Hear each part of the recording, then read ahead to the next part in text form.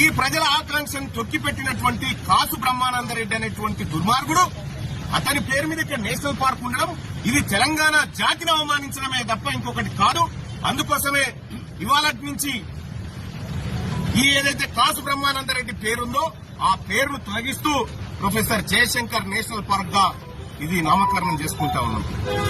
అయితే ఇక్కడ ప్రభుత్వాన్ని పేరు మార్చుడు కాడ మేమేం డిమాండ్ చేస్తలేం గానీ ఆ నరరూప రాక్షసుని విగ్రహాన్ని అక్కడి నుంచి తొలగించి అక్కడ ప్రొఫెసర్ జయశంకర్ సార్ విగ్రహాన్ని మీరు పెట్టండి అని చెప్తా ఉన్నాం.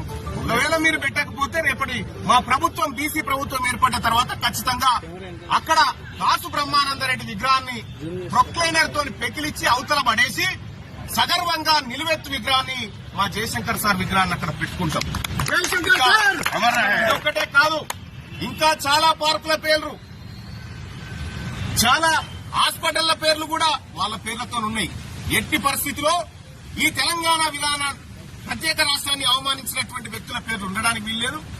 ఇది ఈ తెలంగాణ రాష్ట్రం బీసీలది, ఈ తెలంగాణ రాష్ట్రం అణగారిన వర్గాలది.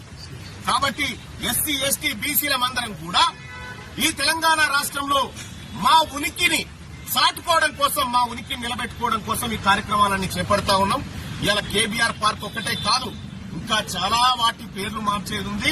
ఆ పరంపర ఉద్యమ కార్యాచరణగా ముందుకు తీసుకొని పోతాం.